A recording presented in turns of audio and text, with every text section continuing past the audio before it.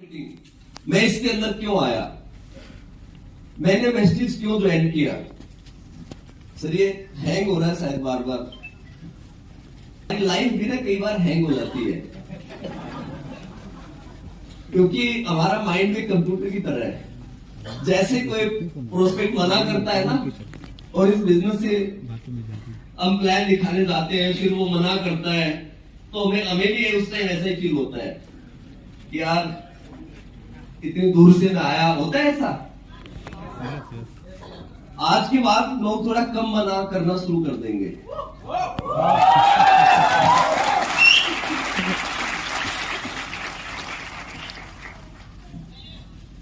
तो मैं आपको बता दूं कि मैं हरियाणा से आया हूं।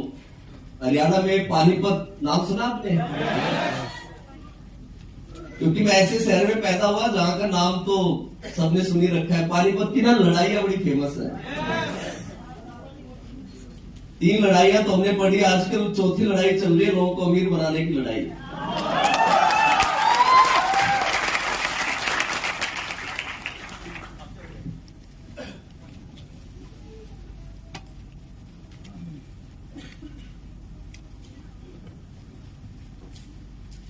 तो मैं बात कर रहा था कि दुनिया का सबसे खूबसूरत बिजनेस है कौन सा बिजनेस, और इसमें हमारी सबसे खूबसूरत कंपनी है वेस्टिज।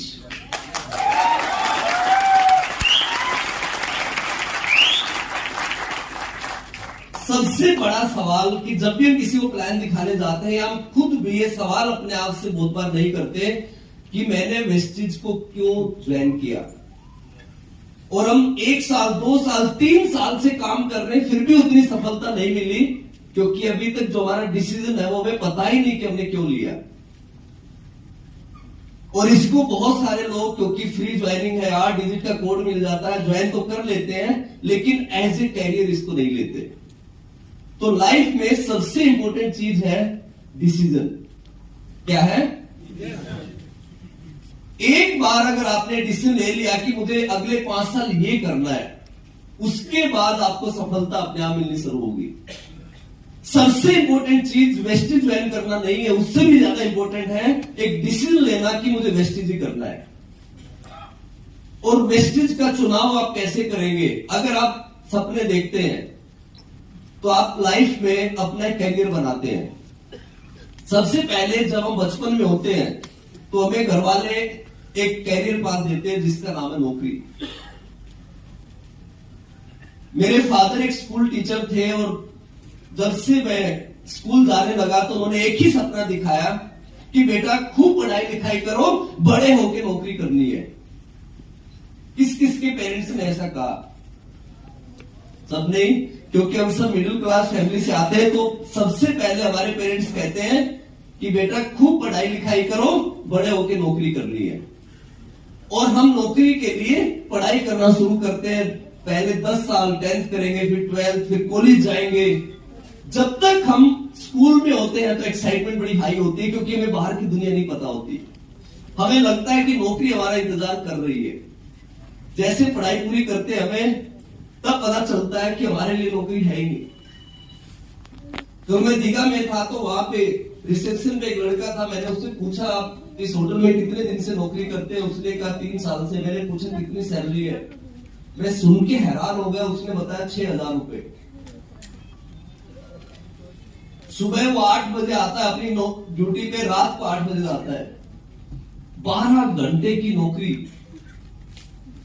तनख्वाह सैलरी 6,000 रुपए, किसी की 10,000 रुपए होगी, किसी की 15,000 रुपए। फिर भी वो अपने काम में 12-12 घंटे काम करते हैं, और उससे पहले बहुत सारी पढ़ाई की। जिनको नौकरी नहीं मिलती या जिनके पिताजी के बिजनेस होते हैं, वो दूसरा काम शुरू कर देते हैं कैरियर बनाने के लिए। कौन सा काम? छोटा मोटा बिजनेस कर लेते हैं। लेकिन आजकल इंडिया में एक और कैरियर अपॉर्चुनिटी जन्म ले चुकी है, जिसका नाम है स्पोर्ट्स। पहले कहते थे खेलोगे कूदोगे बनोगे खराब, पढ़ोगे लिखोगे बनोगे नवाब। अब थोड़ा उल्टा हो गया, खेलोगे कूदोगे बनोगे नवाब। मैं भी कॉलेज में काफी खेलता था, क्रिकेट खेलता था, और उस टाइम जो मेरे रोल मॉडल थे वो थे सौरव गांगुली।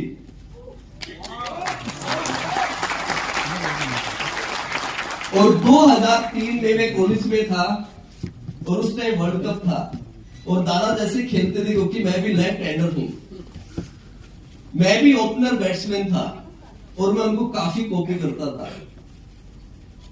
लेकिन स्पोर्ट्स में कामयाब होने के चांसेस 0.001% है। आप में से कोई बता सकता है पिछले ओलंपिक में कितने मेडल आए?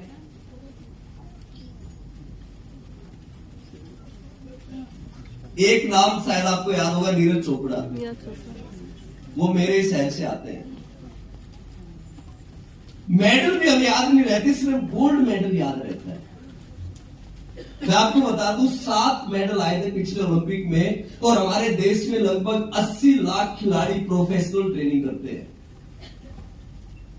80 लाख में से आप 7 माइनस कर दो तो 80 लाख ही बचेगा। फिर भी पेरेंट्स जो है अपने बच्चों को 10 साल की उम्र में एकेडमी छोड़ के आते हैं। हमारे हरियाणा में, दिल्ली में, आज पूरे इंडिया में कितनी प्रोफेशनल एकेडमी बन चुकी है। बैडमिंटन की, कितनी बॉक्सिंग की, क्रिकेट की, फुटबॉल इतना पॉपुलर है बंगाल में, आपको बताइए। जहां उनको ये पता है कि अगर हमारा बच्चा एक बार ओलंपिक में चला गया या आईपीएल में चला गया तो 7 पीढ़ी बदल जाएंगी। ओलंपिक में जाने से नहीं, मेडल आ गया तो। और जहां सक्सेस रेशो 0.001% है, फिर भी वो कम से कम 10-12 साल प्रोफेशनल ट्रेनिंग करते हैं। मेरे कई जानने वाले हैं जो भी अपने बच्चों को ट्रेनिंग करवाते हैं, जिनका एक महीने का खर्चा 15-15, 20-20 हजार रुपए है और एक साल में वो 1.5-2 लाख रुपए खर्च करते हैं। कितने साल तक? 10-12 साल तक। फिर भी 99.98% खिलाड़ियों को इस दुनिया में कोई नहीं जानता। आज मैं आपको बता रहा हूं कि कामयाब होने के लिए अगर किसी को यूपीएससी में जाना है तो ऐसे नहीं टाइम पास करके चला जाएगा। वो उसे एज ए करियर लेगा, पूरी उसकी ट्रेनिंग करेगा, कोचिंग लेगा और फिर भी 10 लाख से ज्यादा स्टूडेंट एग्जाम देते हैं और सीटें 1000 भी नहीं है, लेकिन फिर भी वो अपना 100% देते हैं। उसी तरीके से आज जैसे नौकरी में करियर बनता है, दुकानदारी में करियर बनता है, स्पोर्ट्स में करियर बनता है, आज उसी तरीके से वेस्टेज भी एक करियर अपॉर्चुनिटी है।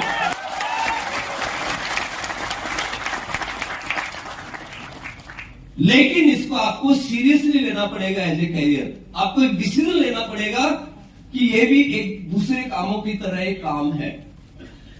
जैसे स्पोर्ट्स में आदमी 10 साल लगाता है, नौकरी से पहले 20 साल वो पढ़ाई करता है, दुकानदारी कम से कम 10 साल लगा के वो सेट होती है। हर काम में इंसान पहले सीखता है, इस काम को भी पहले सीखना पड़ेगा। और सबसे पहले तो एक डिसीजन लेना पड़ेगा कि मैं अपनी लाइफ के अगले 10 साल किस चीज में लगाऊं।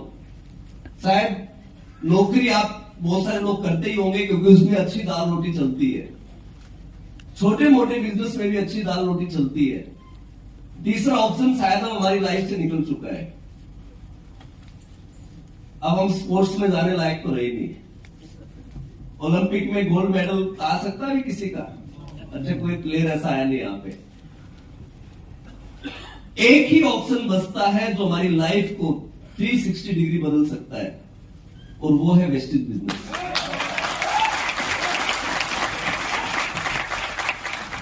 लेकिन ये आपकी लाइफ में तब काम करेगा जब आप आज एक डिसीजन लेकर जाएंगे कि अगले 10 साल में इस बिजनेस को दूंगा और फिर ये मेरी लाइफ को चेंज करेगा।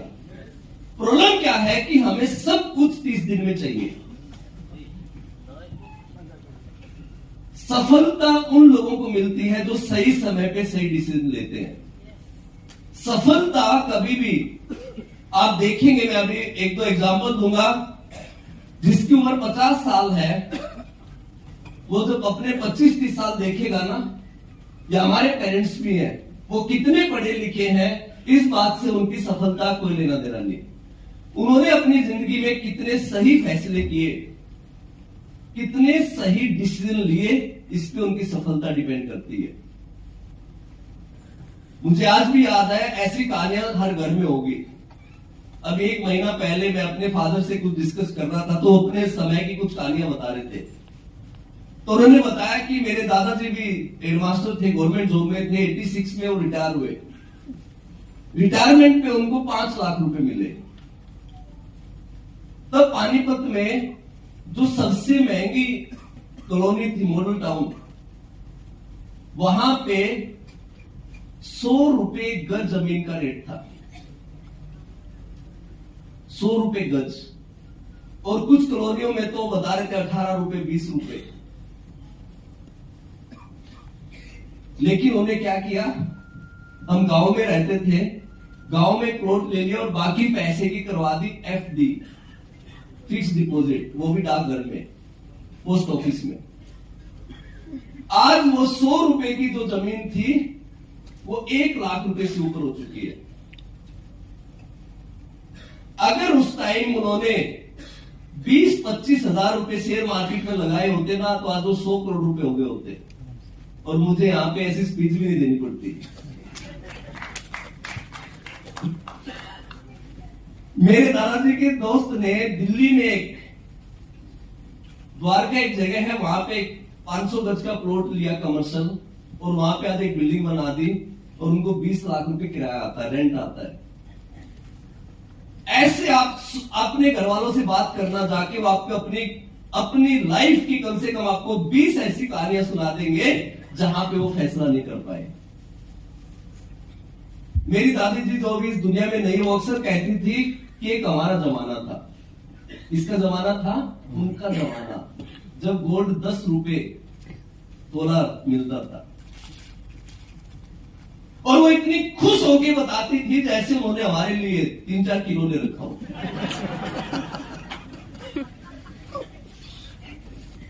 आपके पेरेंट्स भी बताएंगे कि ये जो कैलकाटा है, ये एरिया तो ऐसा था, यहाँ जंगल था, कुछ नहीं था, कोई यहाँ पे जमीन नहीं लेता था।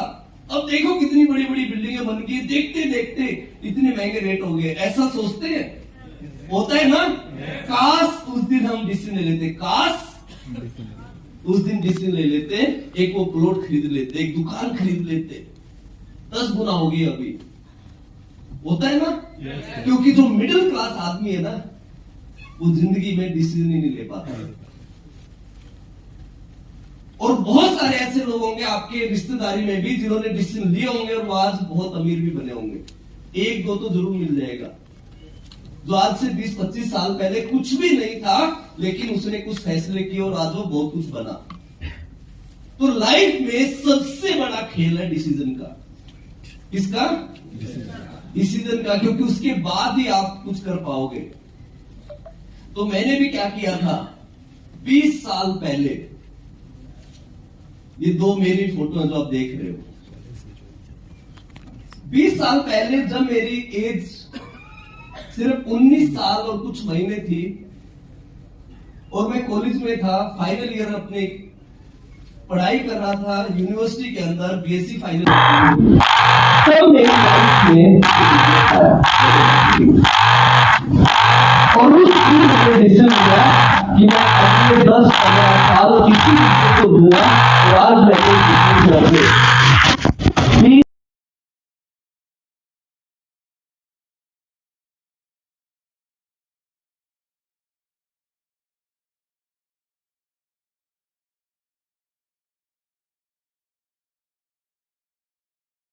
कोई किक आपके लिए नहीं होगी। क्या चाहिए आपको? आपने किक मूवी देखी है सलमान खान की? किस किस ने देखी है? काफी लोगों ने। उसने कोई 20-25 नौकरी चेंज की होंगी, क्योंकि उसे लाइफ में किक नहीं मिलती थी। तो आपको भी अपनी किक ढूंढनी पड़ेगी। कौन सी ऐसी चीज है जो आज आपको मोटिवेट करेगी कि सुबह बगैर प्लान का फोन गए आप उठ के प्लान दिखाने जाए? कौन सी ऐसी चीज है जो आपको सोने ना दे, जो आपको एक्टिव रखे? वो आपको अपने लिए ढूंढनी पड़ेगी। ऐसे ही मेरी लाइफ में पहली किक आई जब मैं कॉलेज में था। जब मैं यूनिवर्सिटी के अंदर गया तो मेरे बहुत सारे दोस्तों के पास मोटरसाइकिल थी। तो मैंने अपने फादर को कहा कि मुझे एक बाइक दिलवा दो। और तब तक ना पढ़ाई ही मेरा पहला फोकस था और मैंने लगातार 12 साल तक अपना स्कूल टॉप किया। फिर मैं कॉलेज में गया फर्स्ट ईयर में और मैंने अपने फादर को कहा मुझे एक बाइक दिलवा दो। मेरे फादर ने कहा 18 साल का होगा तब दिलवाएंगे।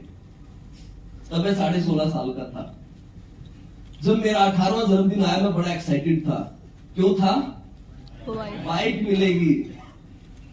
मैंने अपने दोस्तों को बताया कि बाइक मिलने वाली है और उस दिन मेरे फादर ने जो मुझे 10 मिनट की स्पीच दी मेरी लाइफ को चेंज कर दिया। मेरे फादर ने कहा कि अगर मैंने दिलवानी होती तो पहले मैं दिलवा देता। और उन्होंने मुझे कहा कि तुम 4 भाई बहन हो, हम 2 भाई 2 बहनें। कह रहे मुझे पता है कि एक नौकरी में मैं कैसे मैनेज करता हूं। उस दिन मुझे पता चला एक नौकरी वाले इंसान का दर्द, कि एक नौकरी में सिर्फ दाल रोटी चल सकती है, एक परिवार की सपने पूरे नहीं हो सकते।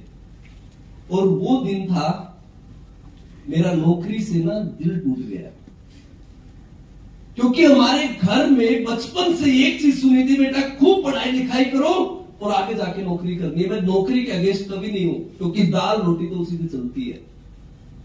मेरी 2 पीढ़ी ने नौकरी की, लेकिन मैंने उस दिन कसम खा ली कि कुछ भी हो जाए रेडी पे केले रख के बेच लूंगा, लेकिन नौकरी नहीं करूंगा।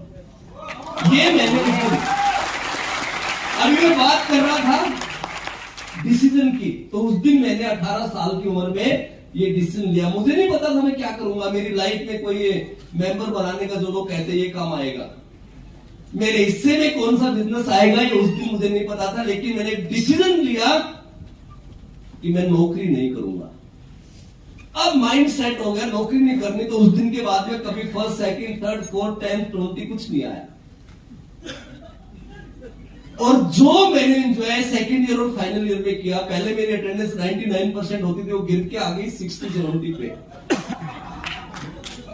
क्योंकि अब सेट हो गए नौकरी नहीं करनी। तो फिर नंबर कम ज्यादा है क्या फर्क पड़ता है।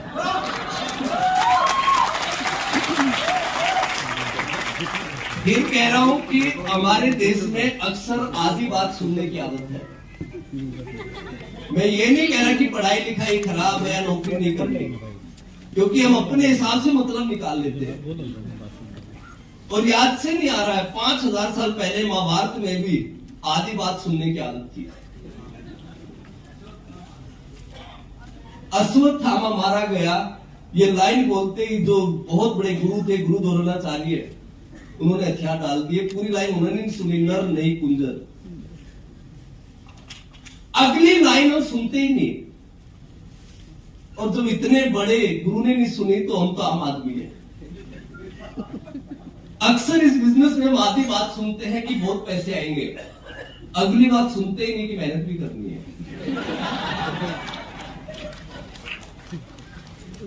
भाई हर मीटिंग में यही तो सुनते हैं, बहुत पैसे आएंगे, गाड़ी आएगी, लग्जरी गाड़ी आएगी। आप हमारे एम्बेसडर की देखेंगे, इतनी बड़ी बड़ी गाड़ियां, ये सब देखते हैं, लेकिन उन्हें कितनी मेहनत की है ये नहीं देखते। तो उस दिन मैंने डिसाइड किया कि अब करना है बिजनेस। और मैं सोचता रहता था कौन सा बिजनेस करूं। अगर मैंने अपने पिताजी से बिजनेस के लिए पैसे मांगे होते ना तो पैसे नहीं देते, क्योंकि अगर एक सरकारी आदमी से, एक एम्प्लॉय से आप पैसे मांग लोगे तो ऐसे लगेगा उसको जैसे उसकी किडनी मांग रहे हो, क्योंकि उनके पास पैसे के नाम पे पीएफ होता है। सच्चाई है ये। अब मैं सोच ही रहा था, तो फाइनल ईयर में मेरे रूम में, मैं हॉस्टल में रहता था, कोई मेरे जूनियर को बता रहा था कि एक बिजनेस है। क्या है? तो मेरे कान में क्या गया? और मैंने कहा बिजनेस की तो मैं तलाश कर रहा था। और अगली लाइन उसने कहा पैसे नहीं लगेंगे। मैं बोला ऐसा ही तो बिजनेस चाहिए जिसमें पैसे नहीं लगेंगे। तीसरी लाइन उसने कहा है, अब एक मिनट, आज तो आप बड़े लकी हो कि बिजनेस बड़ा बदल चुका है कि एक डिब्बा खरीदना है। अब मैं इतना एक्साइटेड हूं, मेरा जूनियर इंटरेस्ट नहीं दिखा रहा था। मैंने उसे कहा बिजनेस है ना? बोले बिजनेस है। बोले 5 साल काम करो, लाख रुपए आएगा। वो बोले 6 आदमियों को जोड़ना है, फिर वो 6 को जोड़ेंगे, फिर वो 6 को, और ये काम पहले कर लो, पहले आ जाएगा। मैं बोला ये तो बड़ा आसान बिजनेस है, मैं तो शाम तक ही 6 जोड़ दूंगा। हमारी प्रॉब्लम क्या है, हम पूरी बात सुनते ही नहीं, हमें हर काम बड़ा आसान लगता है।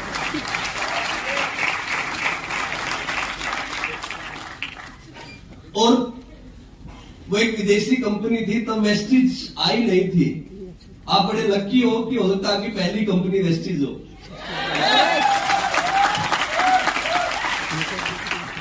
हमें बड़े पापड़ बेलने के बाद वेस्टिज मिली। तो उसके बाद मैंने लिस्ट बनाई, 5 बुआ, 5 मामा, दोस्त, रिश्तेदार, और हमारा शुरू में ना ओवर कॉन्फिडेंस होता है। मैं बोला देखना कोई मना करेगा ही नहीं, पैसे किसको बुरे लगते हैं। मैंने पहले महीने 35 प्लान दिखाए, 2 लोगों ने ज्वाइन किया, और जितनी मेरी प्लानिंग थी ना सब खराब हो गई। और उस दिन मुझे पता चला कि रिश्तेदार कितना प्यार करते हैं। आप सबको भी एक्सपीरियंस हुआ होगा। और मेरे साथ तो एक और खतरनाक चीज जुड़ी हुई थी, उम्र कम थी। तो मामा जी के पास जाता था, वो खाली मना नहीं करते थे, 1 घंटा लेक्चर देते थे कि आपके पिताजी ने आपको हॉस्टल में पढ़ाया, इतने पैसे खर्च किए, अब क्या साबुन, तेल, लिपस्टिक बेचोगे। मास्टर जी का नाम बिल्कुल डुबो देना है। ऊपर से मेरे पिताजी को फोन करके भड़काते थे। मेरे पिताजी बड़े अच्छे इंसान है, वो मेरी सपोर्ट करते। जैसे मैं उन्हें पॉजिटिव करता, मामा जी का फोन, रिश्तेदार का फोन, किन चक्करों में पड़ गए ये, आपका नाम खराब करेगा। तो स्टार्टिंग में इतनी मुश्किल से इस बिजनेस में आया, लेकिन मैं बड़ा एक्साइटेड था। क्यों एक्साइटेड था? बिजनेस है। और मेरा पहला चेक आया ना 261 रुपए का, मेरा तो अकाउंट ही नहीं था। मैं इतना एक्साइटेड था क्योंकि मैं आपको बता रहा हूं, जिंदगी में कामयाब होना है ना, आधा गिलास भरा हुआ देखना शुरू कर दो।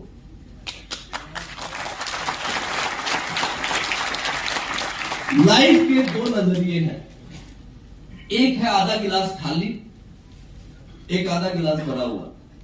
2 ही तरीके से हम लाइफ को देख सकते हैं। हमारी लाइफ में क्या खराब चल रहा है ये देख सकते हैं, या क्या अच्छा चल रहा है ये देख सकते हैं। तो जब मेरा 261 रुपए का चेक आया ना, तो मैं बड़ा एक्साइटेड हुआ कि यार सब कुछ तो सही है, चेक पे नाम लिखा हुआ, मेरा पहली बार नाम लिखा, पवन मलिक। एक ही चीज की तो कमी है, 0 ही तो कम है। और आने वाले सालों में लगा लेंगे 0।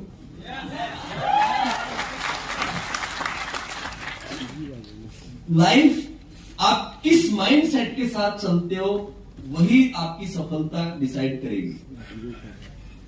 तो मेरा सबसे पहला जो प्राइमरी मोटिवेटिंग फैक्टर था, वो थी एक बाइक। और मैं 6 महीने बड़ी मैंने मेहनत की। पहला चेक 261 रुपए, फिर 500, फिर 900, बहुत पापड़ बेले, और फिर मुझे एक बाइक लेनी थी। और मैंने सोचा, मैं 2000 रुपए कमाने लगा कि अब तो बाइक एक किस्तों पे निकलवा लेता हूं, EMI भर ही दूंगा। मैं बैंक में गया और उन्होंने मुझे 25,000 रुपया लोन नहीं दिया, और आज रोज फोन करते हैं करोड़ों रुपए ले लो। उस दिन मुझे समझ में आया, ताले अच्छे आप बना सकते हो। थैंक यू ऊपर वाले।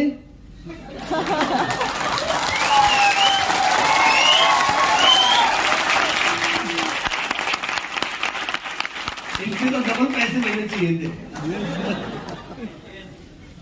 ज्यादा मजा ले रहे हैं।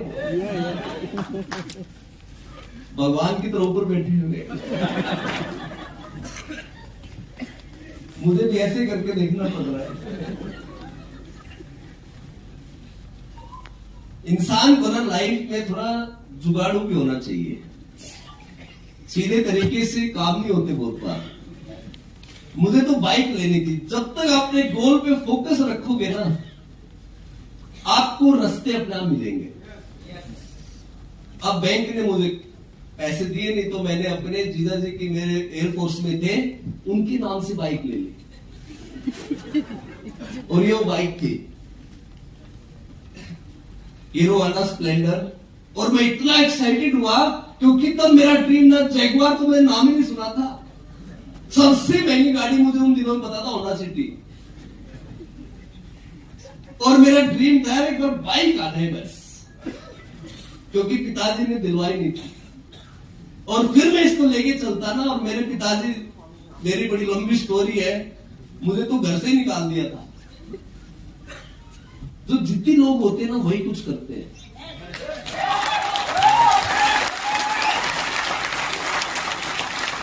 और फिर मैंने, क्योंकि मैं एक स्टूडेंट लाइफ से आया था, तो मैं आपको बता दूं, मैंने अपनी लाइफ के पहले 2.5 साल बिल्कुल सिस्टम को फॉलो नहीं किया।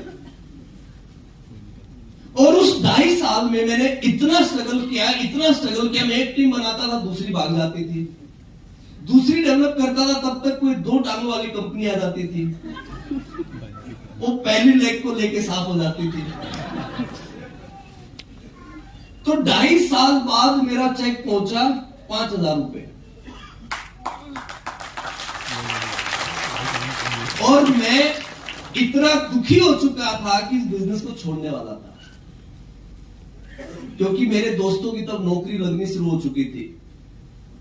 और मेरे फादर का मुझे 1-2 महीने में एक ही फोन आता, ये बताने के लिए कि तेरा दोस्त था ना वीरेंद्र, उसकी नौकरी लगती है। मैं आपको बताऊं, हमारे घर वाले हमारे से बहुत प्यार करते हैं, लेकिन जाने अनजाने ये भी हमारे दुश्मन है।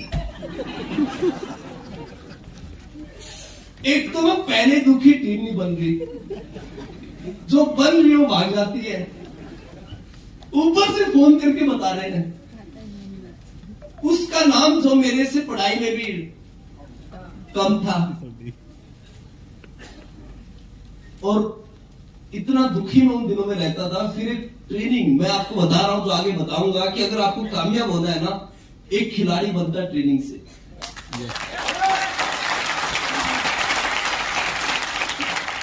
मेरे एक दोस्त ने कहा कि चंडीगढ़ में ना ट्रेनर आ रहा है मुंबई से, और वो ट्रेनर यूरेका फोर्स में काम करते, तो बोले उनको ना सेल्स की बातें आती है, लेकिन टिकट 3,000 रुपए है। एक दिन की टिकट 3,000 रुपया। सोचो आप कितने लकी हैं कि आप वेस्टेज में है, या मैक्सिमम ट्रेनिंग फ्री होती है।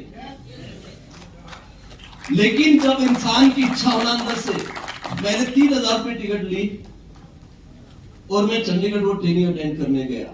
और वो दिन था 20 नवंबर 2005, और उसने मेरी लाइफ को चेंज कर दिया। उस दिन उसने एक ही बात सिखाई, पावर ऑफ सिस्टम। क्या सिखाया? उसने मुझे स्टेज पे बुलाया, वो सबको बुला रहे थे और पूछ रहे थे कि आप पूरे वीक कैसे काम करते हो। और उस दिन तक मैं बड़ा एक्साइटेड था कि मैं तो फुल टाइम ये बिजनेस कर रहा हूं, फुल टाइम। कोई पूछे क्या कर रहे हो, फुल टाइम वेस्टेज कर रहा हूं, और पूरे महीने 50 घंटे काम नहीं करते। कोई पूछे फुल टाइम, तो मेरे से पूछा, उसने पूछा बेटा मंडे क्या करते हो? तब मैं 20-21 साल का था। मैंने कहा मंडे में कुछ नहीं करता। क्यों? क्योंकि हम आधी बात सुन लेते हैं। हमने ये सुन लिया मीटिंगों में कि बिजनेस अपना बिजनेस है, जब मर्जी काम करो, जब मर्जी मत करो। लेकिन ये बातें कामयाब होने के बाद लागू होती है, हम पहले ही कर देते हैं। जैसे रनवे पे जहाज को ऑटो पायलट पे लगा दो, वो किसी न किसी घर में घुसेगा। फिर उसने पूछा ट्यूसडे क्या करते हो? तो बोला 9-10 बजे उठता हूं, 11-12 बजे रेडी होके प्लान दिखाने जाता हूं। पहला ही मना कर देता, मूड खराब हो जाता है। पूरा दिन मैं कुछ करता ही नहीं, कहता हूं आज का दिन ही खराब है। किस किस के साथ पास ही बीमारी है इस टाइप की?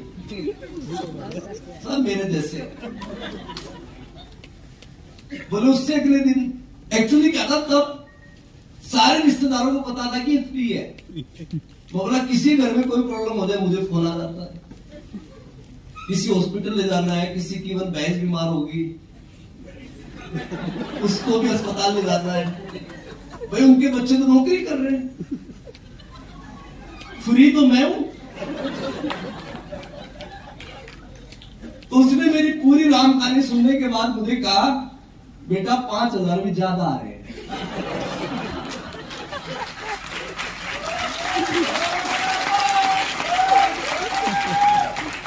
हम ना बड़ी गलत फहमियों का शिकार हो जाते हैं। मैं भी था उस दिन तक के फुल टाइम डायरेक्ट सेलिंग में काम कर रहा हूं। उस दिन मुझे पता चला कि मुझे काम कम से कम 250 घंटे करना है महीने में, और मैं 50 घंटे भी नहीं कर रहा हूं। उस दिन उसने कहा कि जो भी आपकी कंपनी का सिस्टम है, आप अगले 3 साल उसको 100% फॉलो करो, आपकी लाइफ चेंज हो जाएगी। और वो दिन और आज का दिन है, ये बात होगी लगभग 17 साल पुरानी। मैंने 100% सिस्टम को कॉपी किया। उस दिन तक मेरी ऐसी ऐसी आदतें थी जो आप सोच भी नहीं सकते। जैसे ट्रेन में टिकट ना लेना, क्योंकि स्टूडेंट लाइफ से बिजनेस में आया था। और उससे पहले जो लाइफ चल रही थी, जैसे स्टूडेंट थे तो दिल्ली हम जाते थे घूमने, पानीपत से दिल्ली गए, बिजनेस कर रहे हैं। किसी ने पूछा क्या हो, स्टूडेंट है, क्योंकि अंदर को स्टूडेंट था। मीटिंग में आए, इस टाइप की मीटिंग में आए, टिकट ही नहीं लेनी, क्योंकि पीछे एक दरवाजा होता है ऑडिटोरियम में, चुपचाप आ जाओ वहां से। ये सब काम किए मैंने, क्योंकि हॉस्टल में रहा हूं, यूनिवर्सिटी में पढ़ा हूं, तो वहां पता था कि पीछे भी गेट होता है ऑडिटोरियम के। लेकिन जब उस ट्रेनर ने पूछा मेरे से क्या आप अपनी टीम के रोल मॉडल हो, मैं सोचने लगा यार कैसी टीम हो, अगर मेरे जैसी बन गई तो ना और ट्रेन में टिकट लेगी। और मैं तब ये सूट बूट और ये तो पहने की आदत नहीं थी, जींस टी शर्ट, नीचे स्पोर्ट्स शूज और हाथ में कॉपी हिलाते हुए प्लान दिखाने जाता था। क्योंकि सॉफ्टवेयर तो वही था ना स्टूडेंट वाला, सॉफ्टवेयर तो वही होता है एम्प्लॉय वाला, जो हम करते आ रहे हैं सालों से काम। हम बिजनेस के अंदर आ जाते हैं लेकिन अपना सॉफ्टवेयर चेंज नहीं करते। उस दिन मैंने अपना दिमाग रख दिया साइड में। मैंने कहा देखता हूं अगले 3 साल मेरी लाइफ नहीं बदली ना, फिर इसको पकड़ूंगा। उसने कहा आपकी कंपनी सबसे इंपॉर्टेंट क्या है? मैंने कहा 6 टीमें बनाना। बोला 6 टीमों पे काम करो। दूसरा इंपॉर्टेंट काम क्या है? मैंने कहा लिस्ट बनाना, क्योंकि हम नेटवर्क बनाने के बिजनेस में है। बोला लिस्ट बनाओ, हर वो काम करो जो आपकी कंपनी में इंपॉर्टेंट है। 100% यूजर बनना। एक दिन में कितने प्लान दिखाने होते हैं? मैंने कहा 3 दिखाने होते। बोले 5 दिखाओ।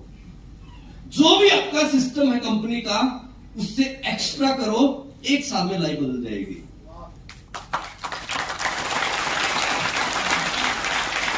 और उस दिन मैं घर आते ही सबसे पहले तो थोड़े से पैसे जोड़ रखे थे, एक 70,000 रुपए की पुरानी गाड़ी लेके आया, मारुति जैन। 6-7 व्हाइट शर्ट खरीद के लाया। आज मेरे पास 25-30 व्हाइट शर्ट मिलेंगी। बाकी शर्ट मैं खरीद भी लाता हूं तो पूरे साल पहनने का मौका ही नहीं मिलता। इतने साल हो गए। आज सोचो मैं अपनी मैरिज में भी व्हाइट शर्ट ही पहन के चला गया था।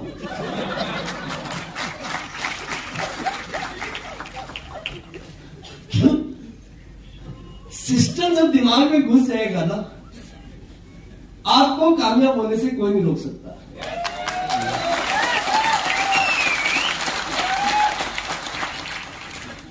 अब ये गाड़ी की इतनी खतरनाक स्टोरी है।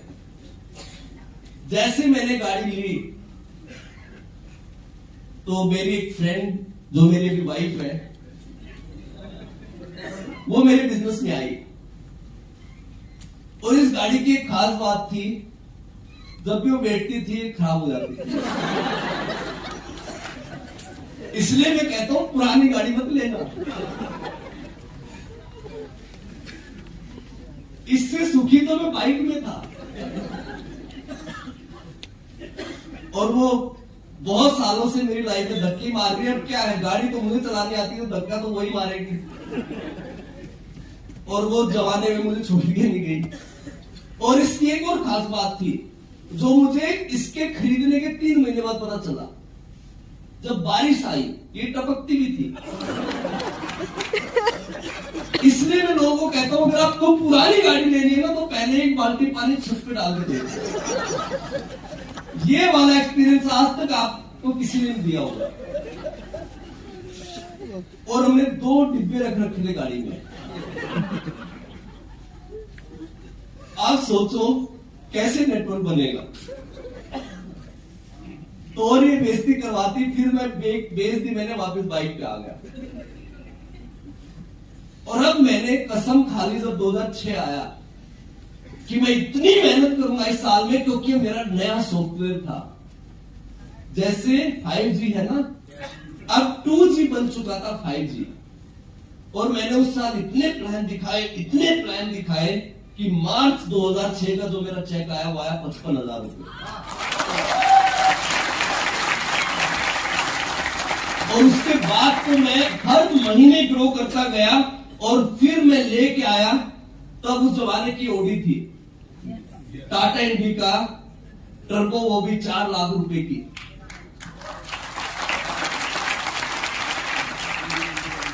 मेरे साथ ना काफी सारे इंसिडेंट हुए लाइफ में। जैसे जब मैं एक बार 10th में था, तो मैं और मेरी बुआ का लड़का वैष्णो देवी जा रहे थे। तो एक इंसान मिले जो हाथ देखते थे। हम भी कुछ हम दिखाते ना, देखना मेरे हाथ में क्या है।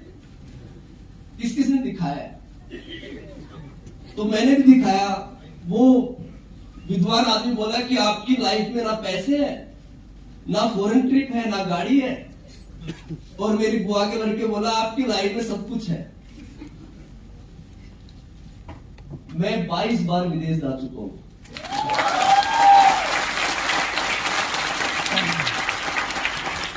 तीन लग्जरी गाड़ी है। और उस इंसान को मैं 20 साल से ढूंढ रहा हूं। क्योंकि गीता में भी लिखा है कि कर्म से बड़ी कोई चीज नहीं है। There is no substitute of hard work. मेहनती इंसान को सफलता मिलेगी।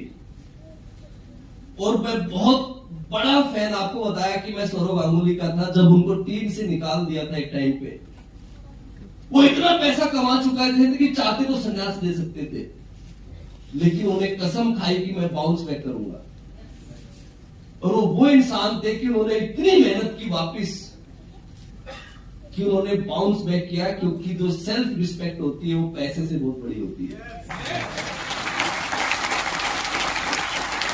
और उस साल मैंने भी कसम खाई थी 2006 में कि अब मैं बाउंस बैक करूंगा, क्योंकि अब नया सॉफ्टवेयर आ चुका था।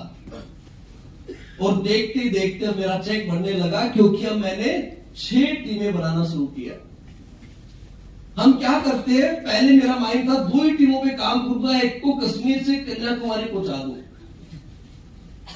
और जब तक मेरी 6 टीमें नहीं थी ना, मेरी डाउनलाइन मेरी रिस्पेक्ट ही नहीं करती थी। क्योंकि उन्हें पता था कि हमारे अपलाइन के पास 1.25 टीम है, एक थोड़ी बड़ी एक छोटी सी, और ये पूरा महीना फ्री रहता है। तो वो कैसे करते थे, फोन आता था एक किसी प्रोस्पेक्ट के पास जाके, सर जल्दी आ जाओ 10 मिनट पकड़ लिया हमने। क्योंकि मेरे पास भी एक ही टीम थी मेन, बाइक उठाता था, चलो भैया। उन्हें पता था 24 घंटे अवेलेबल, और कुछ तो है नहीं इसके पास। जो 6 टीमें बनी मेरी, तब मुझे पता चला कि असली ये बिजनेस क्या है। अब क्योंकि जब भी वो ऐसे फोन करते, मैं किसी ना किसी मीटिंग में होता था। धीरे धीरे उन सबने मेरी रिस्पेक्ट करना शुरू कर दिया। क्योंकि अब जो है, इसलिए मैं हमेशा कहता हूं कि पुराना जो जमाना था ना, हमारे दादाजी का, पिताजी का, हम तो हमारे 8, हम तो हमारे 16, आज हम तो हमारा एक चुन्नू मुन्नू। ये फैमिली प्लानिंग में तो सही है, वेस्टिज में हम तो हमारे 6 ठीक है।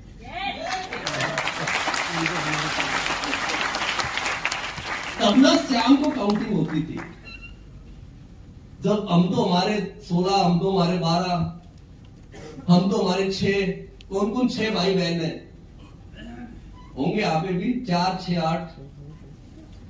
देखो हाथ खड़े करने में शर्माओ मत, मैं समझ सकता हूं हाथ में पेन होगा तो हम सीएमडी लॉन्च कर रहे हैं, चिंता मत करो, आपके हाथ का दर्द नहीं हम सहन करेंगे। तो तब श्याम को गिनती होती थी कि मोनू नहीं आया, सोनू नहीं आया, ढूंढ के लाओ किस पड़ोसी के यहाँ पे है। आज बच्चा पार्क में जाएगा मम्मी पीछे पीछे, क्योंकि वही है, वो भी दुखी हो चुका है। ऐसे हमारी डाउनलाइन दुखी हो जाती है जब 1-2 टीम होती है कि अपलाइन जब देखो मेरे पास आ जाता है, इसको काम ही नहीं है कुछ। जब मैंने 16 लेग बनाई ना वेस्टिज में, तब सुख मिला।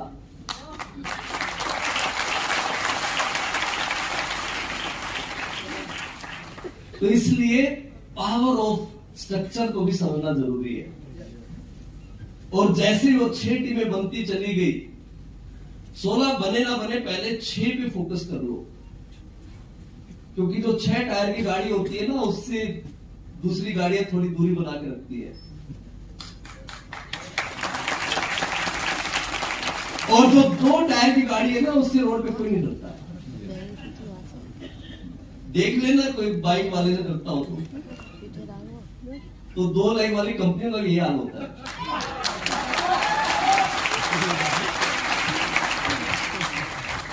कितनी ही महंगी बाइक ले आओ, आपको अपने पैरों पे नहीं खड़ी हो सकती।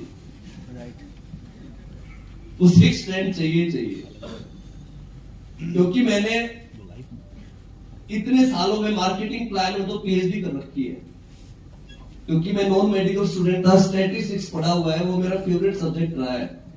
मैं आपको बता दूं, वेस्टिज से बेहतरीन प्लान आज किसी भी कंपनी का नहीं है।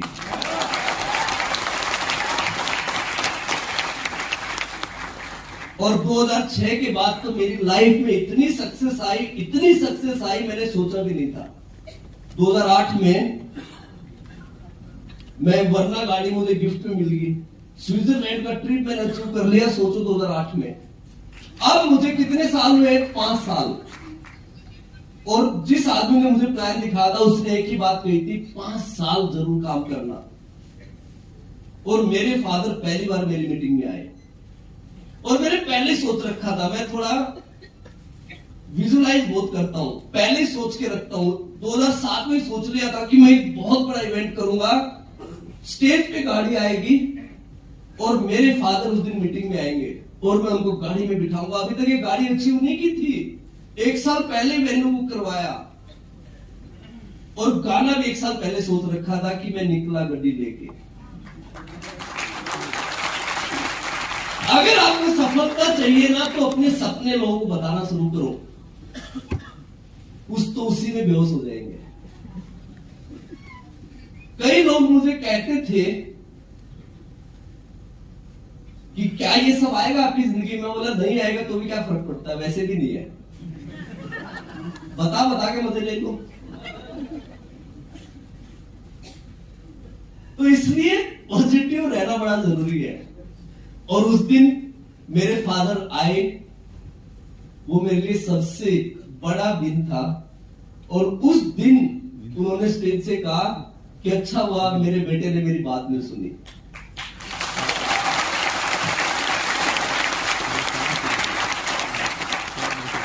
और मेरा छोटा भाई मेरे से 5 साल छोटा है, तब वो फाइनल ईयर में था। उसके ऊपर कंडीशन थी कि अगर मेरी मीटिंग में चलाएगा तो घर से निकल जाएगा। लेकिन उस दिन मेरे फादर घर जाए कहते हैं कि निकम्मे यही काम कर ले।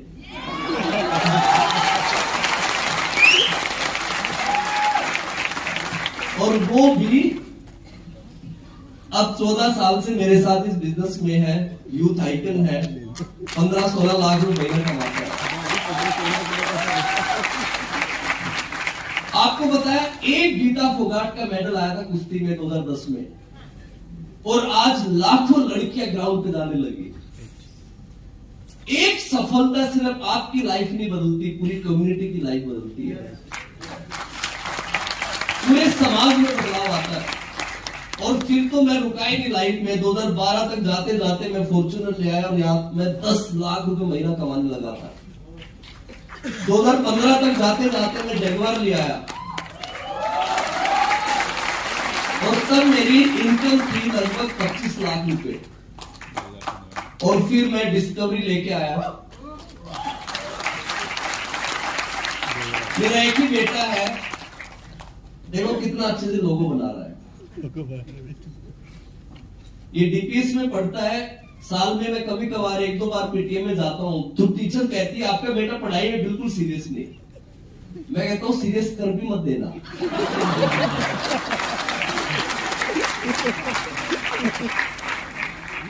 बोला गलती से इसने ड्रीम बना लिया डॉक्टर बनूंगा, गलती से ड्रीम बना लिया इंजीनियर बनूंगा, तो मेरा ये कारोबार संभालेगा कौन?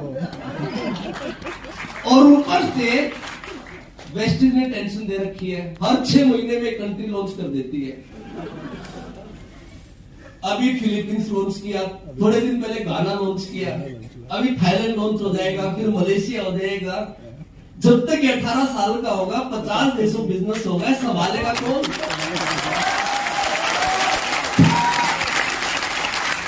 मैंने इसको पूरा प्लान सिखा दिया, ब्रोज डायरेक्टर से लेकर डीयूसीडी तक। मतलब पढ़ाई कर रहे या मत कर, लोगों बनाना सीख। आपको पता है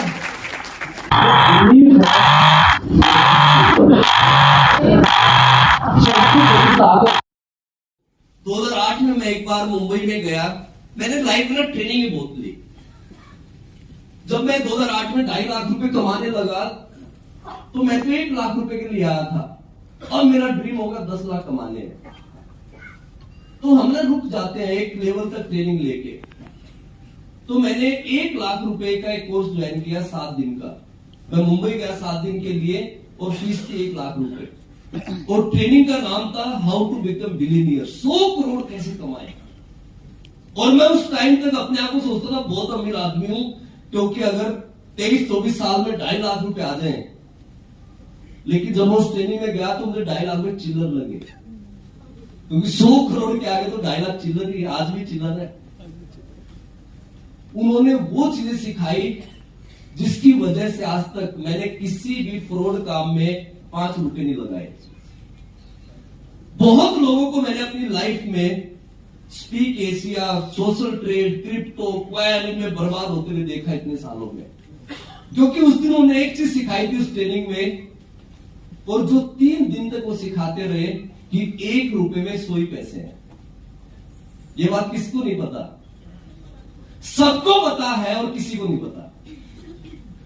आज सोचो, उन्होंने 3 दिन तक इसकी ट्रेनिंग दी थी कि 1 रुपए में 100 ही पैसे हैं।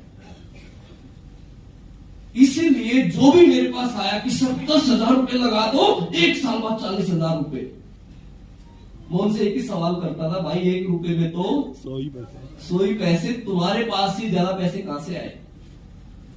और जब हमारा बैंक, देश का सबसे बड़ा बैंक 8% सालाना पे लोन देता है, एफडी पे वो 7-8 साल में डबल करता है। अगर तुम्हारे पास कोई ऐसा फार्मूला है तो ऐसे इंसान को तो भारत रत्न मिलना चाहिए। और मैं बोला ज्यादा मत बताना है बात, दाऊद उठवा लेगा। वो मेरे पास आते ही नहीं थे 10,000 लेने। बोले आदमी सवाल करता है, क्योंकि इस दुनिया में और हमारे देश में बेवकूफ बनाने वाले लोग 10 साल बाद भी पैदा होंगे, 50 साल बाद भी पैदा होंगे। हमें उन फ्रॉड लोगों से बचना है।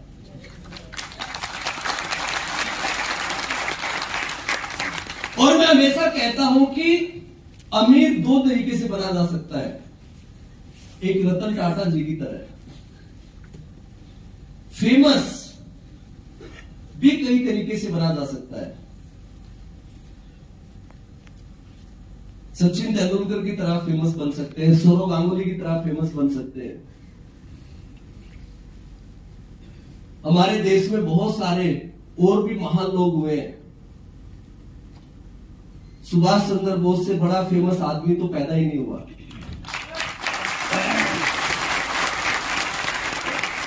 उनकी कहानियां सुन सुन के हम बड़े हुए, और फेमस तो आप दाऊद इब्राहिम की तरह भी हो सकते हैं,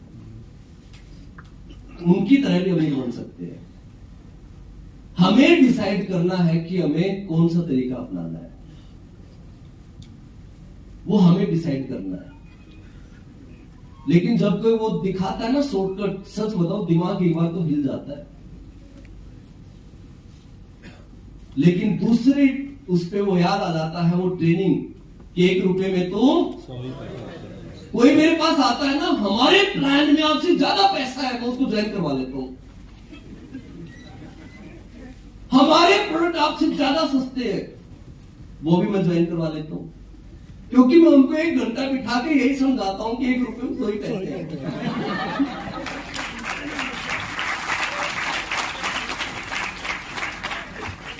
और जो भी मेरे पास आता है मैं उसको 1 घंटा यही जो समझाता हूं तो वो कहता ज्वाइन कर लेता हूं। भाई जो भी है उसी पैसे में करना है ना।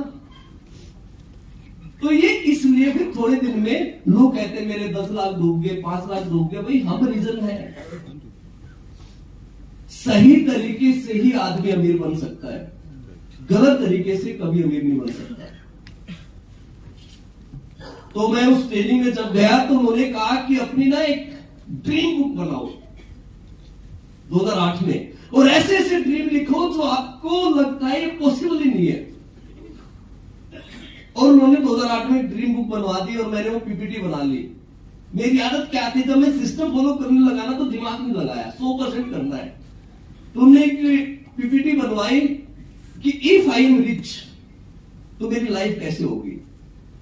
तो मैं तो किराए के घर में रहता था 2008 में, पैसे थोड़े आने लगे थे, एक छोटा मोटा प्लॉट ले लिया था, लेकिन मैंने ड्रीम बनाया 10,000 स्क्वायर फीट का घर बनाऊंगा, घर में स्विमिंग पूल बना दूंगा।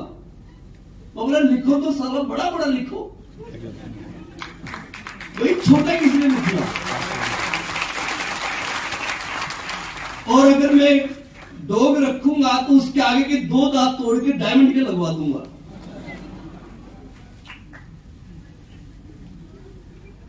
घर में 7-8 नौकर रखूंगा, वो भी ड्रेस पहन के। और जब मैं पीपीटी दिखाता था ना 2008-9 में, तो लोग मेरे से पूछते थे मीटिंग के बाहर, सर आपके पास इनमें से क्या क्या है। मैं बोला एक वरना कार और किराए का घर है। तो खूब हंसते थे, बड़ा बड़ा बेवकूफ बनाया हमारा। मैं बोला मजा आया ना। भाई वो चीजें ना आपके पास ना मेरे पास, लेकिन समय की ताकत और लगातार काम करने की ताकत ये है कि आज मैंने उसमें से बहुत सारी चीजें अचीव कर ली।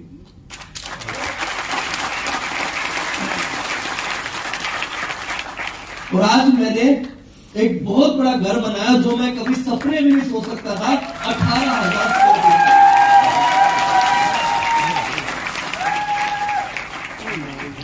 मैं एक बार ताल कटोरा स्टेडियम में चला गया। मैं किसी भी कंपनी मीटिंग में चला जाता था बचपन में, क्योंकि मुझे कोई पहचानता ही नहीं था। आजकल मुश्किल हो जाता है, सब जानते हैं। तो एक अंग्रेज आया हुआ और 2,500 रुपए टिकट ली उन्होंने, बड़ी मोटी टिकटें लेते थे वो। और वो बता रहा कि मेरे कैलिफोर्निया में फार्म हाउस है, उसमें स्विमिंग पूल है, मेरे डायमंड आते हैं, नहाते हैं, मेरा एक थिएटर है। मैं सोच में पड़ गया अमेरिका कौन जाएगा देखने, है भी कि नहीं है। भी हम हिंदुस्तानी लोग सबसे पहले डाउट करते हैं, ये तो हमारे विरासत में मिली हुई है हमें। मैंने उस दिन ड्रीम देख लिया कि अगर भगवान ने मुझे अमीर बनाया तो मैं इस अंग्रेज से अच्छा घर बना दूंगा कि लोग देखें आगे।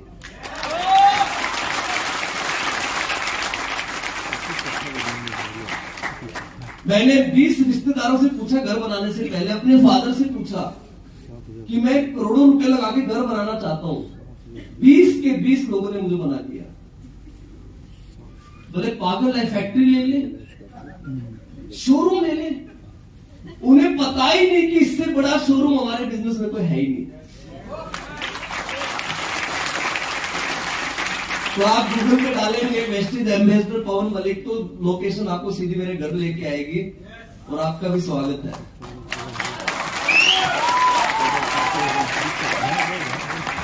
पिछले 3 साल में 20,000 लोग करीब मेरा घर विजिट कर चुके हैं। लोग बसें भर के आते हैं और कितना अच्छा लगता है। 180 फीट का तो फ्रंट है, इसमें हमने स्विमिंग पूल बना दिया, थिएटर बना दिया और लॉकडाउन में तो इतना मजा आया क्योंकि पूरे हिंदुस्तान के थिएटर बनते हमारा चल रहा था। और मेरा घर बनाते बनाते लॉकडाउन में हाईएस्ट चेक गया 63 लाख रुपए। और मैं बताऊं पिछले साल ना मुझे काम करके बिल्कुल मजा नहीं आया। मैंने शुरुआत में कहा था लाइफ में क्या होनी चाहिए, किक होनी चाहिए, क्योंकि जितना मुझे पैसा आ रहा था ना महीने में उतना तो मेरा 1 साल का भी खर्चा नहीं था। तो मैंने पिछले साल जूम भी ज्यादा नहीं की, बहुत ज्यादा काम नहीं किया और मैं सोच रहा था यार किक नहीं मिल रही, क्योंकि अब घर भी बना लिया, सब कुछ कर लिया, अब क्या। तो मैं देखने लगा कि हमारे यहाँ पे बहुत सारे लीडर हैं, हम भी हैं, बहुत सारे रेजिडेंशियल वर्कशॉप करते हैं, आप लोग भी जाते होंगे। रोज हमें रिजॉर्ट वालों से बार्गेनिंग करनी पड़ती है, कोई दाल अच्छी नहीं देता है, कोई नमक कम डाल देता है। मैंने सोचा कि अब मैंने बड़ा पंगा लेता हूं और रिजॉर्ट बनाना चालू करता हूं। और मैंने अभी एक जिम कॉर्बेट नैनीताल में मैं एक 5 स्टार रिजॉर्ट बनाना शुरू कर दिया है।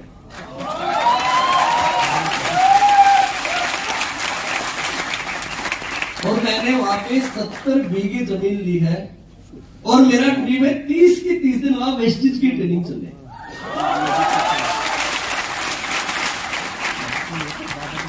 एक 1500 लोगों का कॉन्फ्रेंस हॉल बनाएंगे, 3 दिन की कॉन्फ्रेंस चले, पूरे इंडिया से लोग आए।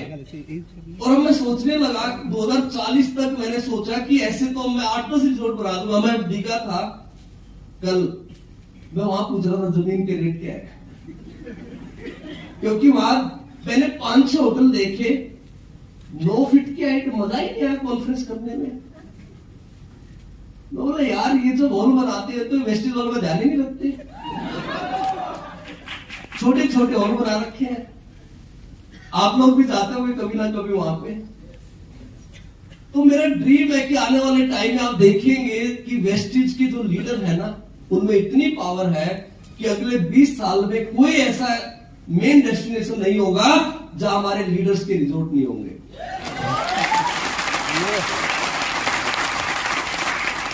जैसे एक जमाने में 1-2 लग्जरी कार थी वेस्टिज में, आज 200 से ज्यादा लग्जरी कार है। और ये सारी चीज कहां से आएगी? ये सारी चीजें आएगी बिलीफ से। किससे आएगी? किससे आएगी? थोड़ा बिलीफ इंक्रीज हुआ? हुआ? यही तो प्रॉब्लम है, धक्का स्टार्ट है मेरी उस पुरानी गाड़ी की तरह। धक्का स्टार्ट नहीं रहना है। बिलीफ आया? यहां से ड्रीम लेके जाओ कि 10 साल बाद ना मैं भी अगले 10 साल में ऐसा कुछ करूंगा कि जो मेरी 7 पीढ़ियों ने नहीं सोचा होगा।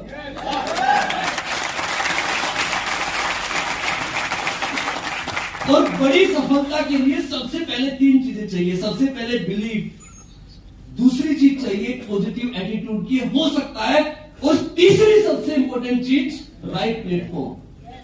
कितने सिंगर, कितने क्रिकेटर इस धरती पे है, इस दुनिया में है, हिंदुस्तान में है, लेकिन उनको कोई नहीं जानता क्योंकि उनको प्लेटफॉर्म नहीं मिला। और आप और हम बड़े लकी हैं कि हमारे पास है वेस्टिज।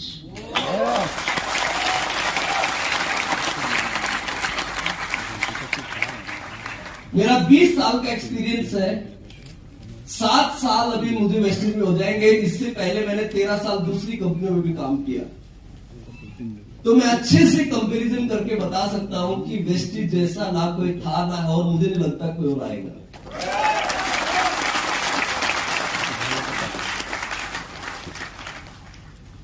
आप आप तो बड़े शरीफ है, जब मैं ऐसी बातें बोलता हूं ना तो कोई बीच से उठ जाता है, खासकर ये हरियाणा में ज्यादा होता है। वो उठ जाता, बोला मैं कैसे मान लूं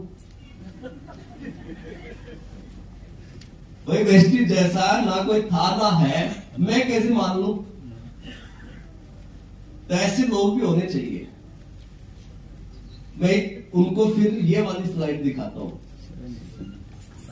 क्योंकि मैं स्टैटिस्टिक्स पढ़ा हूं, हवाई बातें नहीं है।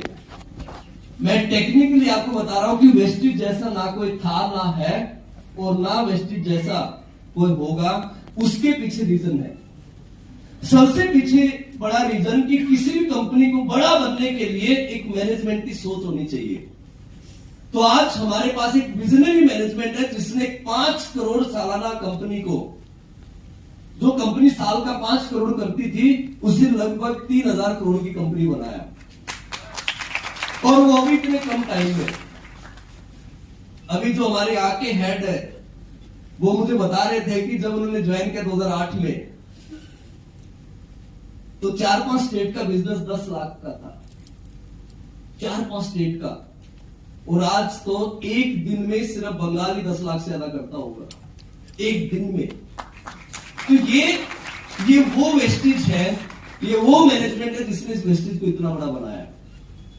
ये इसलिए बड़ी बनी क्योंकि एक ऐसा मार्केटिंग प्लान लॉन्च किया जिसने 2004 में भी काम किया, जिसने 2008 में भी काम किया, जिसने 2012 में भी काम किया, जिसने 2016 में भी काम किया, तो 2023 में भी काम कर रहा है।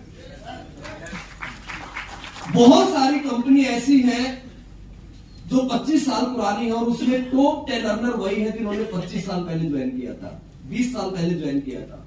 वेस्टेज इकलौती ऐसी कंपनी है जिसमें 2004 में लोग आए, वो भी कामयाब हुए, 2008 में आए, वो भी कामयाब हुए, 2010 में आए, वो भी कामयाब हुए।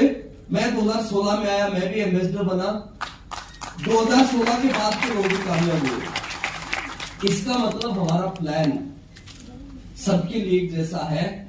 जो आज ज्वाइन करेंगे वो हो सकता है 10 साल बाद उनमें से कोई टॉप अर्नर हो जाए, कोई बड़ी बात नहीं है। ये वो मार्केटिंग प्लान है। तीसरी सबसे बड़ी ताकत है वेस्टेज की, समय के हिसाब से वेस्टेज ने हमें वाइड रेंज ऑफ प्रोडक्ट दिए, क्योंकि हम हवा का बिजनेस तो कर नहीं रहे, स्कीम तो चला नहीं रहे, तो बिजनेस तो प्रोडक्ट से होना है। तो समय के हिसाब से कंपनी ने हमें प्रोडक्ट दिए, और जब से मैं वेस्टेज में आया हूं तब से लेकर आज तक एक भी महीना ऐसा नहीं गया जब वेस्टेज ने कोई प्रोडक्ट लॉन्च ना किया हो। और आप देखेंगे कि वेस्टेज इकलौती ऐसी कंपनी है डायरेक्ट सेलिंग की जो हर महीने प्रोडक्ट लॉन्च करती है। प्रोडक्ट लॉन्च कोई भी कर सकता है, लेकिन हमारी पिछली ऑर्गेनाइजेशन में सबसे बड़ी प्रॉब्लम थी कि प्रोडक्ट मिलता ही नहीं था। वेस्टेज ने जबरदस्त डिस्ट्रीब्यूशन सिस्टम खड़ा किया। आज जो हमारा डीएलसीपी मॉडल है, मैं बता रहा हूं, किसी भी कंपनी के पास ऐसा सिस्टम नहीं है जहां 3000 जगह सामान मिले। और आप किसी भी डीएलसीपी में सामान लेते हैं तो बत्रा मार्केटिंग XYZ उसका बिल मिलता है या वेस्टेज का बिल मिलता है? ये बहुत बड़ी बात है, क्योंकि जितनी भी हमारी डीएलसीपी है वो वेस्टेज के ऑफिस की तरह काम करती है, वो फ्रेंचाइजी नहीं है। जो हमारा डीएलसीपी ओनर है वो सिर्फ ऑपरेट कर रहा है, लेकिन वहां जीएसटी नंबर वेस्टेज का ही है और वो डीएलसीपी वेस्टेज का ही है, इसलिए हमें वेस्टेज का बिल मिलता है। क्योंकि मैं बहुत सारी कंपनियों की कोर कमेटी में रहा हूं, इसलिए मुझे पता है कि वहां पे ये चीजें आने में और 10 साल लग जाएंगे जहां पे आज वेस्टेज खड़ा है। yes. और वेस्टेज 10 साल में कहां पहुंच जाएगा वो सपने भी नहीं सोच सकता।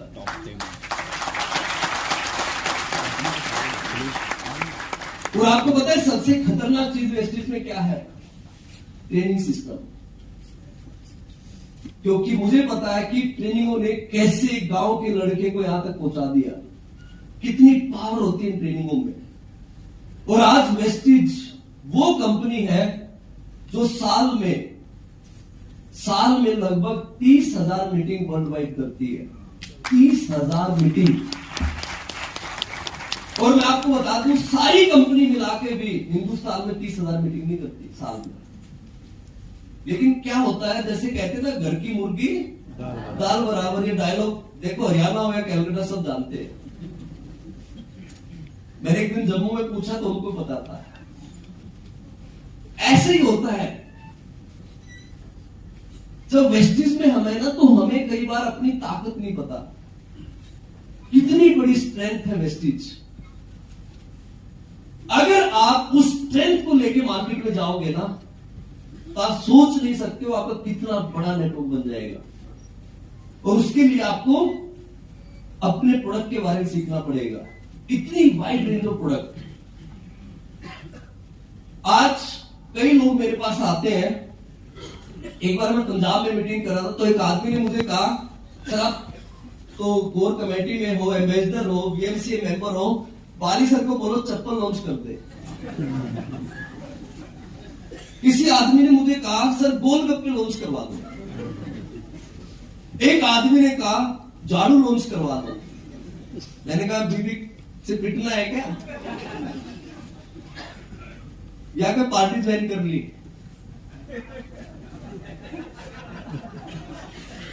तो मैं ऐसे लोगों से बड़ा अच्छा लगता है। मैं उनसे पूछता हूं कि झाड़ू, चप्पल, क्या आपके दिमाग में आए कैसे कि ये प्रोडक्ट होने चाहिए? मसाले लॉन्च करवा दो, सर आग लग जाएगी। बोला फिर फायर ब्रिगेड बुलाना पड़ेगा। एक्चुअली क्या है, जो जिसने भी स्टैटिस्टिक्स पढ़ा है ना, उसके पास बहुत सारी एक्स्ट्रा नॉलेज होती है, क्योंकि वो पूरा ही सब्जेक्ट डाटाबेस है। हम ना कुछ भी ऐसे बोल देते, जो आम आदमी होता है ना, ऐसे कुछ भी बोल देगा, फलानी चीज ले आओ तो आग लग जाएगी। उसके पास कोई भी डाटा नहीं होता। मैं आपको बता दूं, आटा, दाल, चावल, चीनी, मसाले, चप्पल, झाड़ू, अगर ये कंपनी में आ गए ना, तो आपकी आने वाली पीढ़ियां कभी सुरक्षित नहीं होंगी। जो प्रोडक्ट आपके घर के 1 से 2 किलोमीटर के अंदर अवेलेबल है, उसमें कभी सिक्योरिटी नहीं आएगी। कस्टमर लॉयल्टी वहां पे 0% होगी। झाड़ू में कोई लॉयल्टी नहीं होगी, गोलगप्पे में कोई लॉयल्टी नहीं होगी, लेकिन फ्लेक्स ऑयल में लॉयल्टी होगी। आजकल हम जानते हैं कि अमेरिका बड़ा खतरनाक कंट्री है। वहां बहुत सारी ना इंडिपेंडेंट एजेंसी है जो रिसर्च करती रहती है और किसी भी देश में बम फोड़ देती है। अभी हिडनबर्ग का आपने नाम सुना, ऐसे ही उनकी एक एजेंसी थी, ग्रैंड व्यू रिसर्च। उन्होंने पिछले साल 9 जून को एक डाटा दिया कि कोविड के बाद इतने ज्यादा लोग और बीमार होने लगे हैं कि आने वाले टाइम में जो फार्मास्यूटिकल बिजनेस है, उसकी जगह बहुत बड़ा बिजनेस होगा न्यूट्रास्यूटिकल। और ये बिजनेस होगा $1 ट्रिलियन। कितना? $1 ट्रिलियन को अगर मैं इंडियन रुपीज में बताऊं तो आज के दिन बनता है 80 लाख करोड़। कितना? 2030 तक उन्होंने कहा कि 2030 तक पूरी दुनिया में 80 लाख करोड़ फूड सप्लीमेंट बिकने लग जाएगा। मैं काफी लोगों को कहता हूं कि अगर चप्पल आने से, गोलगप्पे आने से या मसाले आने से आग लगती, तो मुझे नहीं लगता बाली सर इतने बेवकूफ है, और इतने शरीफ हम भी नहीं है। अब तक तो कंपनी भी लॉन्च करवा चुके होते हैं। एक्चुअली हमें लगता है ऐसा होगा, जैसे मुझे लगता था कि 6 आदमी तो शाम तक जुड़ जाएंगे। वो लगता ही है, पर होता नहीं है। हमें वो प्रोडक्ट चाहिए जिसमें हमारा काम एक सलाहकार का हो, एडवाइजर का। और अभी हम बड़े लकी हैं कि बाली सर भी डाटा को बड़ा अच्छा देखते हैं, और आने वाले 1 साल में वेस्टिज वो प्रोडक्ट लेके आ रही है जो एक प्रोडक्ट कई 1000 करोड़ का बनेगा। एक प्रोडक्ट। आपको पता है, झाड़ू लॉन्च करना, मसाले लॉन्च करने में कोई रिसर्च नहीं चाहिए, लेकिन एक अच्छा हेल्थ का प्रोडक्ट लॉन्च करने में बहुत लंबी चौड़ी रिसर्च चाहिए। और आज हम बड़े लकी हैं क्योंकि मुझे पता है कि जो 80 लाख करोड़ की मार्केट बनेगी, अगर वेस्टीज ने उसमें से 1% भी कर लिया ना, तो आप सबके चेक लाखों में होंगे।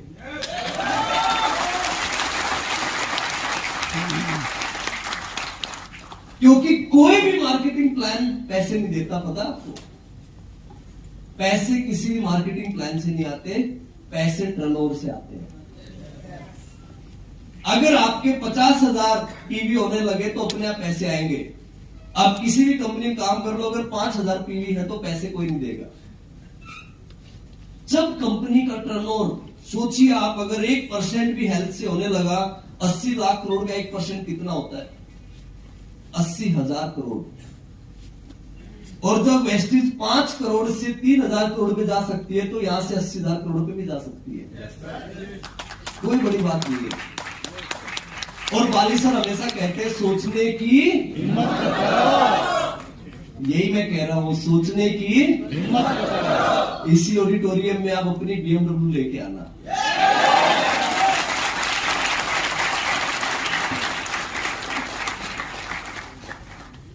जब मैं ये बात बता रहा था तो मुझे वो दिन याद आ गया जब मैं पहली बार कैलकटा आया था। वो साल था 2004।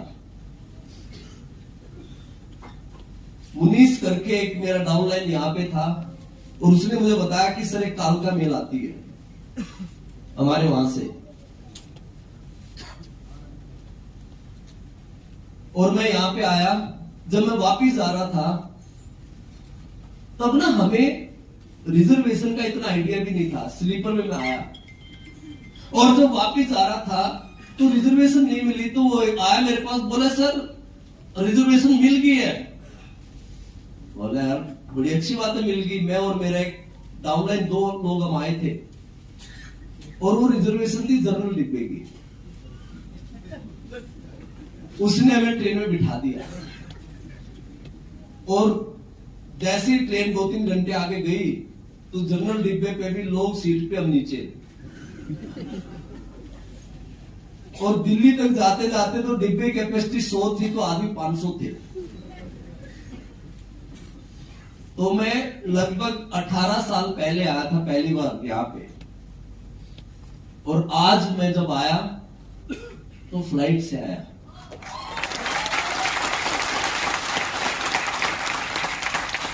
तब हम एक धर्मशाला में रुके थे 200 रुपया कमरा लेके, और आज मैं रुकता हूं 5 स्टार होटल्स में। क्योंकि बाली सर की बात ज्यादा सोचने की हिम्मत, इसलिए आप यहां से सोच लेके जाओ, अपना सॉफ्टवेयर अपडेट करके जाओ, फिर देखना सफलता आपको कैसे मिलती है। और हम बड़े लकी हैं कि कंपनी नए नए ऐसे प्रोडक्ट लेके आ रही है कि जो 80 लाख करोड़ की मार्केट है, उसमें हम बहुत बड़ा कब्जा कर सकते हैं। देखा भी, स्प्रे देखते याद आ गया मुझे, काफी देर बात कर ली। मेरे परमानेंट डाल रखा मैंने अपने सूट में। ये इतना आसान है ना, पानी चाहिए, ऐसे एक बार करो,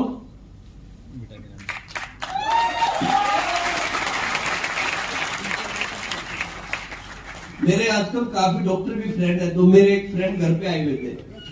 उसने मुझे कहा कि अगर आपका B12 और विटामिन D3 ये अगर एकदम सही है, तो फिर आपका भगवान ही कुछ बिगाड़ सकता है। तो उस दिन से मैं बाकी तो सप्लीमेंट लेता ही लेता हूं, B12 और विटामिन D तो मैंने अपनी हर जगह डाल दिया कि बाकी 99 हो जाए, पर ये इसको रहना चाहिए। तो ये अभी B12 जब से आया ना, कंपनी कहती दिन में 1 ही लो, मैं तो 2-3 ले लेता हूं। टेस्टी इतना है, महीने में खत्म होना चाहिए, 10 दिन में हो जाता है। और हमारे अच्छा लगता है जब प्रोडक्ट खत्म होता है, क्योंकि नया लेने पे पीवी मिलते हैं।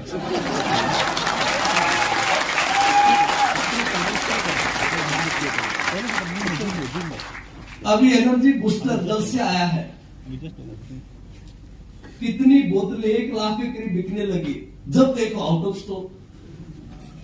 अभी तुलसी आया, तुलसी ड्रॉप, पहले दिन ही नए शैम्पू आए आउट ऑफ स्टॉक, और जो हमारा डिपार्टमेंट है जो प्रोडक्ट बनाता है वो हमेशा हमें कहता है सर इस बार तो मैंने 4 महीने का स्टॉक बनाया है,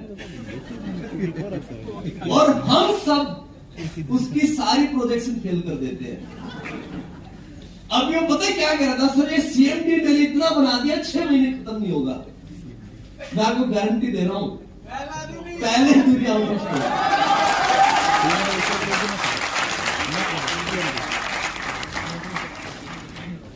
मैं इसको 1 महीने से इस्तेमाल कर रहा हूं,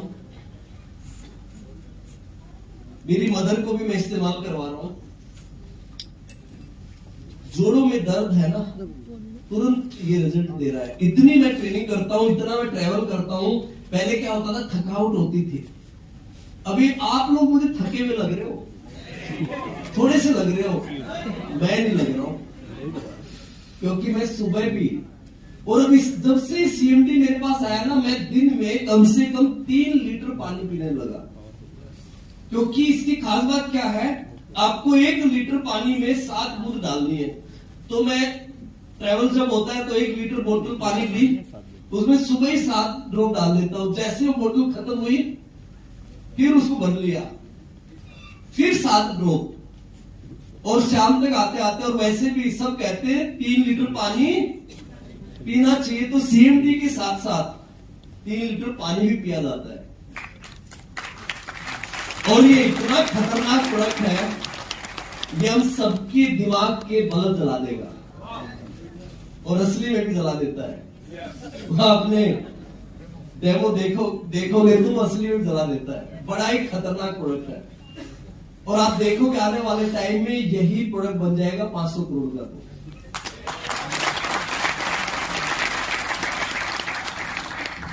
और ऐसे ऐसे तो भी बहुत प्रोडक्ट आने वाले हैं। वैसे आप देखते रहो, बाली सर से भी मैं मिला लास्ट वीक, वो मुझे पुराने वाले बाली सर नजर आए। जब मैंने वेस्टेज ज्वाइन की थी ना, मैंने वेस्टेज देख के ज्वाइन नहीं की थी, बाली सर की एनर्जी देख के ज्वाइन की। अब फिर वो उसी मोड में थे, उसी मूड में थे, बोले अब देखना क्या काम करते हैं। तो ये जो 3 साल है ना, क्योंकि 20, 21, 22 तो कोविड में चला गया। आपको पता है 17, 18 और 19 में वेस्टेज इतनी अग्रेसिव थी कि हर साल बिजनेस डबल कर रही थी। फिर ये कोविड नहीं आता ना, तो अब तक हम 1000 करोड़ करने लग जाते महीने का, इतनी स्पीड से जा रहे थे। लेकिन वो कहते हैं ना कि एक झटका आना भी जरूरी है, यह आदमी को और मजबूत बनाता है। फिर मैं आपको कह रहा हूं 2023, 24 और 25 इसमें इतने नए लीडर पैदा होंगे कि जिसका आज चेक 2000 रुपए है, 3 साल बाद उसका 5 लाख होगा।